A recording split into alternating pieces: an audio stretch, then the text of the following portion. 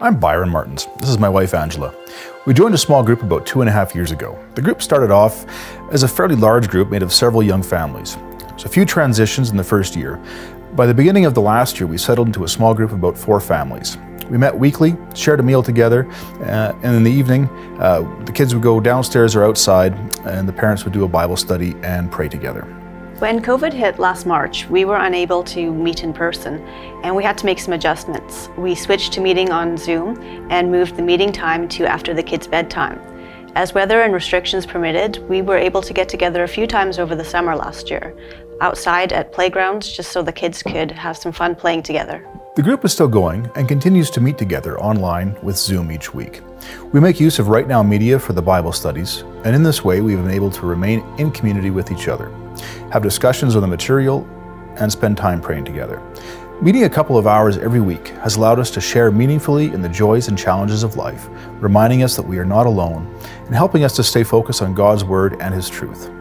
It's exciting to hear how God has been working in each person's life and to share encouragement and to pray for one another when we face struggles. Being in a small group has allowed us to reach out with God's love to our city in a way that we couldn't have done just on our own. For example, in December, our group made 100 Christmas cards for the staff of a nearby retirement home, with adults writing messages of encouragement, and the kids were adding pictures that they had colored. We also raised enough money to include a $10 Timmy's card into each envelope.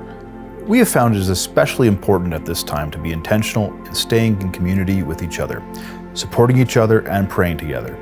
Even though it can be a little awkward at first, community and relationships are an essential part of our walk with God.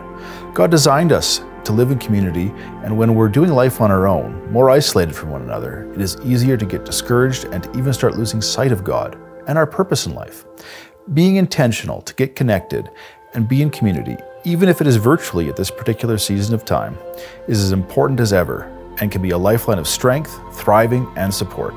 The format may look different at this time, but no matter whether we have met in person or virtually, we have been blessed by our involvement in a small group and encourage others to get connected into a small group as well.